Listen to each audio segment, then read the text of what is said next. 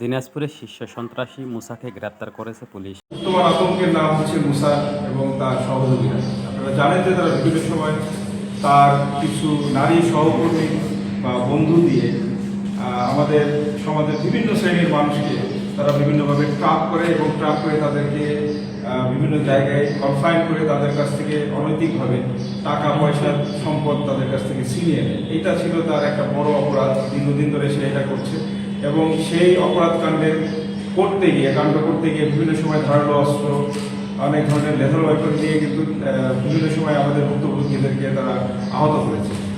তো এই ঘটনার পরিপ্রেক্ষিতে গত 23 তারিখে আপনারা জানেন যে গত মাসের 23 তারিখেই দুইটা ছেলে, একটা হেমন্ত এবং ধনঞ্জয় রায় নামে দুই ব্যক্তিকে তারা এরকম রাস্তা থেকে ধরে নিয়ে যায় এবং তাদের বাড়িতে তারা আটকে রাখে এবং তার পরিবারকে, সেই ভিকটিমের পরিবারকে তারা এক্সটর্শন হিসেবে টাকা দাবি করে।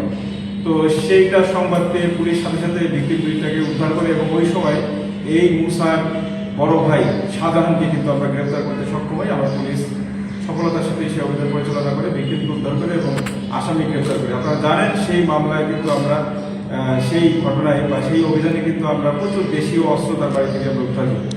ওই ঘটনার পরিপ্রেক্ষিতে আমরা এই মামলা তদন্ত কার্যক্রম অব্যাহত রেখেছিলাম এবং এই মুসাকে ধরার জন্য আমরা আমাদের অভিযান পরিচালনা অব্যাহত রেখেছিলাম।